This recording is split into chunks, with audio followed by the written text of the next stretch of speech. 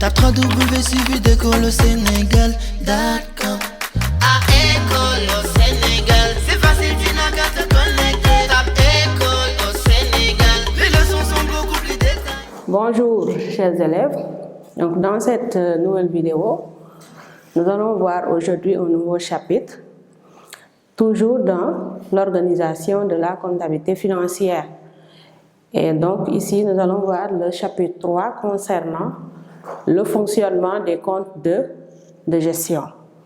Parce que nous avons vu le bilan, et dans un bilan, vous avez le résultat. Mais dans un bilan, le résultat que vous avez, c'est un résultat global. Maintenant, pour avoir les détails, ou bien les données chiffrées de manière détaillée, composant ce résultat, il faudrait passer par ce qu'on appelle les comptes de gestion. Ce sont ces comptes qui vous permettent d'avoir les composants détaillés de ce résultat. Donc, à la comptabilité de situation, notamment concernant les comptes d'actifs et de passifs, il convient de substituer ce qu'on appelle ici la comptabilité de gestion en utilisant les comptes de gestion. Quand on parle de comptes de gestion maintenant, vous avez des comptes de charges, mais également vous avez des comptes de produits. Donc là, nous allons voir comment fonctionne un compte de charge et comment fonctionne un compte de produits. Donc le résultat, vous avez ici ce qu'on appelle les charges. Mais vous avez également dans les comptes de gestion les comptes de produits. Les comptes de charges, principalement, c'est la classe 6. Les comptes de produits, c'est la classe 7. Mais il y a la classe 8 qui regroupe des charges également et des produits exceptionnels. Donc ici, vous avez des charges. Dans les charges, vous avez ce qu'on appelle les charges de l'activité ordinaire. Ordinaire, généralement, on va vous mettre AO. Les charges de l'activité ordinaire, c'est l'ensemble des charges supportées par l'entreprise allant des achats de marchandises aux frais de transport, aux services extérieurs, aux impôts et taxes, aux charges du personnel. Donc, c'est l'ensemble des charges supportées par l'entreprise, mais dans ses activités courantes. Donc là, on parle d'activités ordinaires. Mais vous avez également ce qu'on appelle les charges hors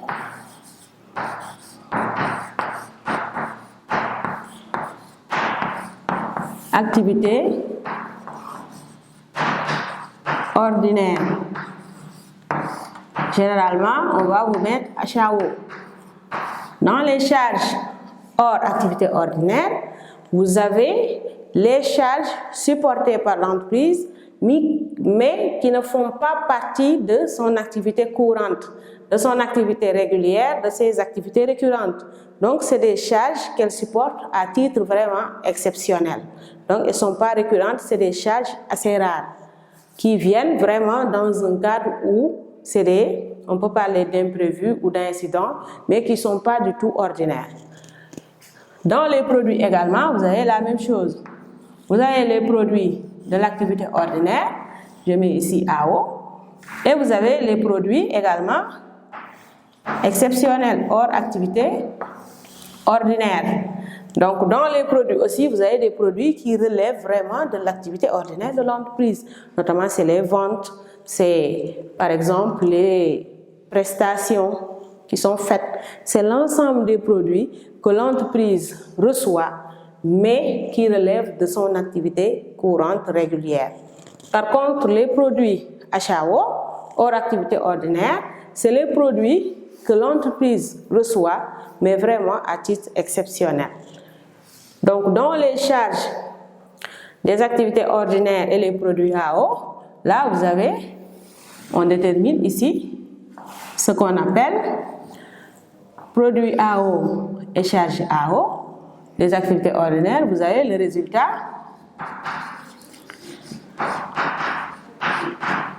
AO, le résultat des activités ordinaires. Donc, si vous faites les produits de l'activité ordinaire, moins les charges de l'activité ordinaire, vous avez le résultat de l'activité ordinaire. Également, si vous faites les produits de l'activité exceptionnelle hors activité ordinaire, moins les charges hors activité ordinaire, vous avez ici ce qu'on appelle le résultat.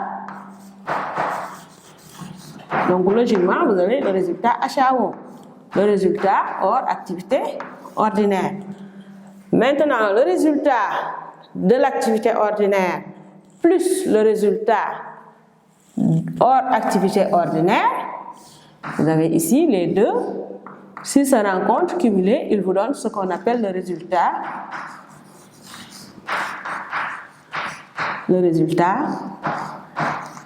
net, si vous voulez.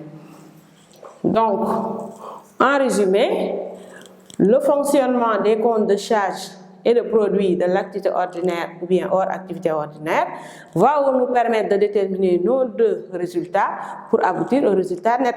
Donc ici, de manière détaillée, le résultat que vous verrez inscrit dans le bilan, c'est dans les comptes de gestion qu'on va avoir la composition. Donc vous allez convenir avec moi qu'il est essentiel de comprendre le fonctionnement, le système ou bien la méthode de fonctionnement des comptes de charges et des comptes de produits. Donc dans notre nouveau chapitre, nous allons voir en grand 1 le fonctionnement des comptes de charges, tout simplement. On va voir les comptes de charges. Et en grand A, nous allons voir en premier les comptes de charges.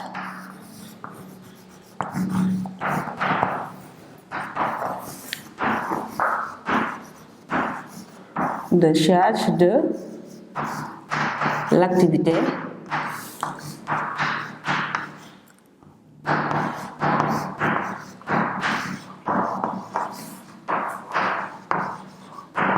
ordinaire. Donc ici vous avez AO.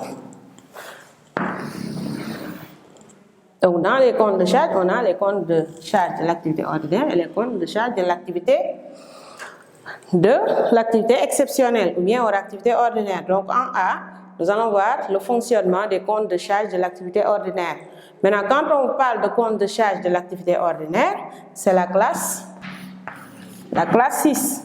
Dans la classe 6, vous n'avez que des comptes de charge. Les comptes de charge et les comptes de produits regroupés, c'est ce qu'on appelle les comptes de gestion. Mais spécifiquement, on va vous dire que la classe 6, c'est la classe des charges. Et dans les comptes de charge, on vous dit que les comptes de charge, ce sont des emplois. Parce que généralement, c'est une utilisation, c'est une destination que vous avez fait de votre emploi, de votre argent ou de vos biens. Donc, vous employez les biens ou bien les ressources que vous avez à ces fins-là. Donc, on va parler d'emploi ici. Et les comptes d'emploi, il faut bien retenir, ils sont débités. Donc, dans le fonctionnement normal et dans l'environnement normal d'un compte de charge, le compte est un compte d'emploi et il est normalement débité. Donc, un compte de charge, vous pouvez le retrouver au crédit, mais ce sera assez rare. Par principe et par convention, la classe 6, un compte de charge, est un emploi et il est débité. Donc, dans les comptes de charge maintenant, on va rémunérer, on va répertorier dans la classe 6 un ensemble de comptes et nous allons voir ensemble comment ça fonctionne.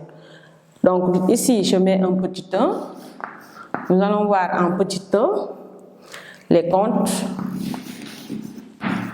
d'achat.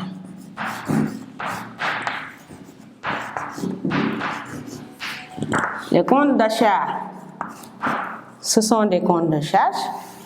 Donc, ils commencent par la classe 6. Et principalement, on commence par 6 ici, 6,0, la codification décimale des comptes d'achat. Maintenant, les comptes 60, on va vous dire que ce sont des comptes d'achat.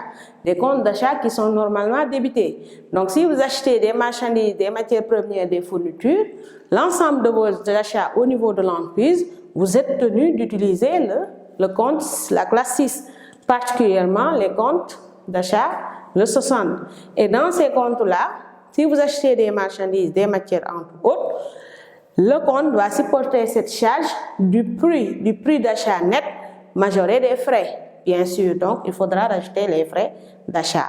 Donc il comptabilise, ici je mets, ce sont des comptes qui enregistrent, ici,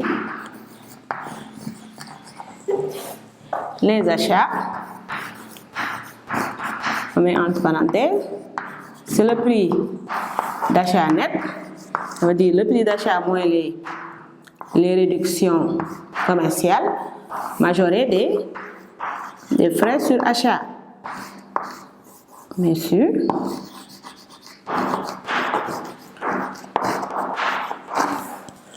Maintenant, dans les comptes d'achat, vous avez différents comptes d'achat.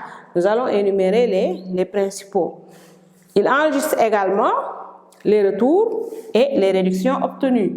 Donc, vous avez, je le mentionne ici à côté. Tape www.suividecolosénégal.com